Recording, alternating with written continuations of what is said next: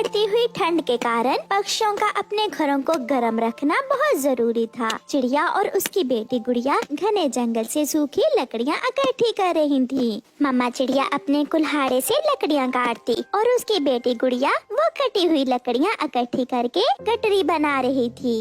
मम्मा, जब आप छोटी थी तो आप भी अपनी मम्मा के साथ ऐसे ही लकड़ियाँ लेने आया करती थी। हाँ बेटी, जैसे मैंने ये सब अपनी मम्मा से सीखा है, ऐसे ही आपको अब ये सारे काम मुझसे सीखने होंगे। कालू के बच्चे, उठो और जंगल से सूखी लकड़ियाँ ले आओ। ऐसा ना हो कि जंगल से सूखी लकड़ियाँ ही खत्म हो जाएं। काम काम काम, जब देखो कोई ना कोई काम। तुम तो मुझे आराम भी नहीं करने देती हो। ऐसी ठंड में हम दोनों ही मरेंगे अगर सूखी लकड़ियाँ इकट्ठी ना की तो। वो चिड़िया हर रोज अपनी बेटी को साथ लेकर लकड़ियाँ लेने जाती है। फिर कालू कौवा अपने घर से निकलता है। वो उड़ता हुआ जा रहा था कि उसकी नजर चिड़िया पर जाती है। वो चिड़िया के पास जाता है। चिड़िया चिड़िया, मुझे कल से तेज बुखार है, प्लीज आप मुझे अपनी सूखी लकड़ियाँ दे दो। ये सब तुम्हारे काम ना करने के बहाने हैं, आलसी कौवे। चल भाग यहाँ से। आप अपने लिए खुद से लकड़ियाँ भी तो काट सकते हैं। छोड़ो बेटी, हम इसके मुंह नहीं लगेंगे। 2 लकड़ियाँ क्या मांग ली? चू चू ही किए जा रही हो छोटी चिड़िया। देखूंगा तुम भी कैसे इन लकड़ियों से आग जलाती हो। चिड़िया अपनी लकड़ियाँ उठाकर वहाँ से चली जाती है। कालू कौवा भी वो छोटी छोटी लकड़ियाँ जो वहाँ गिरी हुई थी वो इकट्ठी करता है। शाम हो जाती है। गुड़िया बेटी, चले हम नदी से पानी भी आए और फिर घर आकर आग जलाते हैं ताकि हमारा घर गर्म हो सके। मम्मा और उसकी बेटी नदी पर जाती हैं। आज तो शाम होते ही आसमान से हल्की हल्की बर्फ रुई की मानित गिर रही थी। छुपा हुआ कालू कौवा चिड़िया और उसकी बेटी को जाता हुआ देखकर चिड़िया के घर में घुस जाता है और उनकी सूखी लकड़ियों पर पानी गिरा देता है। बहुत चू चू करती थी वो चिड़िया। अब मैं देखता हूँ वो कैसे इन गीली लकड़ियों से आग जलाएगी। कौवा वहाँ से भाग जाता है। अपने घर में आग जलाकर कौवा और कौवी बैठे हुए थे। गोरी गोरी, मैंने भी उस चिड़िया की सारी ही लकड़ियाँ गीली कर दी। कालू, बहुत मजा आएगा जब चिड़िया रोती हुई हमारे घर आएगी। गुड़िया बेटी, मैं कब से आग जला रही हूँ मगर लकड़ियों को आग लग ही नहीं रही।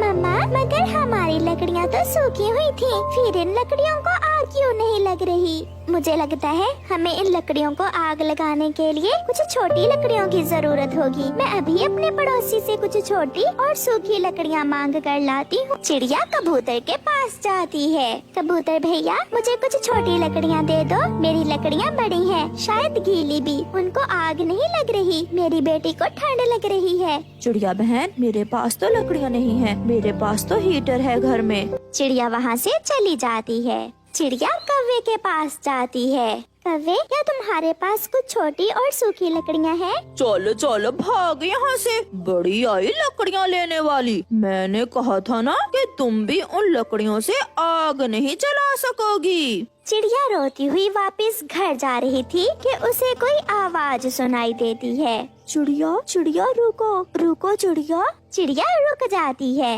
मैं जंगल की परी हूँ, ये सब उस दुष्ट कौवे ने किया है। उसी ने तुम्हारी सूखी हुई लकड़ियों पर पानी गिराया है ताकि तुम ठंड से मर जाओ। जंगल की अच्छी परी, वो मेरा पड़ोसी हमेशा मुझे तंग करता है। जो किसी का बुरा चाहे हमेशा उसका अपना ही बुरा होता है। आप ये हीटर ले जाओ, ये जादुई हीटर है। इस हीटर से तुम्हारा घर मिनटों में गर्म हो जाएगा। ये सुनकर चिड़िया बहुत खुश होती है और वो जादुई हीटर लेकर अपने घर चली जाती है। अब उनका घर अच्छे से गर्म हो चुका था। मम्मा, अब तो हमें लकड़ियाँ भी इकट्ठी नहीं करना पड़ेंगी। ये जादुई हीटर तो कमाल का है। हाँ बेटी, उस कौवे ने हमारा बुरा चाहा मगर ऊपर वाले ने हमारी मदद की। फिर वो माँ बेटी अपने गर्म घर में मीठी नींद सो जाती हैं। सुनाओ सुनाओ चिड़िया, रात कैसे गुजरी? मजा आया हम कौवों से उलझने का। तुम्हारी लकड़ियों पर पानी मैंने ही गिराया था। मेरा घर पहले से ज्यादा गर्म था क्योंकि मुझे जंगल की परी ने रात को एक जादुई हीटर दे दिया था। वो हीटर मिनटों में घर को गर्म करता है। चिड़िया वहाँ से चली जाती है और कौवे एक दूसरे का मुंह देखते रह जाते हैं। कालू, हमने तो इसका बुरा चाहा था, मगर अब तो इसे लकड़ियाँ भी इकट्ठी करने की जरूरत नहीं है।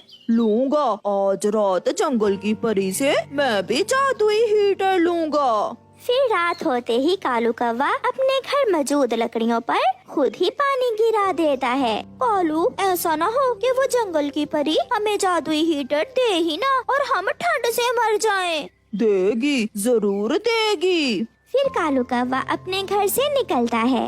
वो थोड़ी दूर जाकर एक पेड़ के पास बैठकर रोने लग जाता है।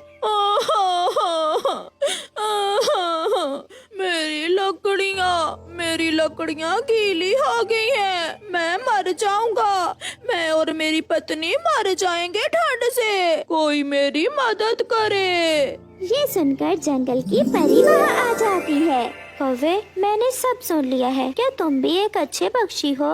हाँ, मैं बहुत दयालु हूँ। मैं बहुत ईमानदार और मेहनती हूँ। मेरी मदद करो जंगल की परी। कौवे, क्या तुमने कभी किसी को परेशान तो नहीं किया? ना ना, माँ ने कहा था कि कभी किसी को तंग ना करना बेटा। तो फिर ये लो, ये हीटर जादुई है। ये तुम्हें तुम्हारे कर्मों का बदला देगा। कौवा बहुत खुश होता है और खुशी खुशी वो जादुई हीटर लेकर वहाँ से चला जाता है। गोरी, ले आया। मैं भी जंगल की परी से जादुई हीटर ले आया। मैं ऐसे रोया, मैं ऐसे रोया।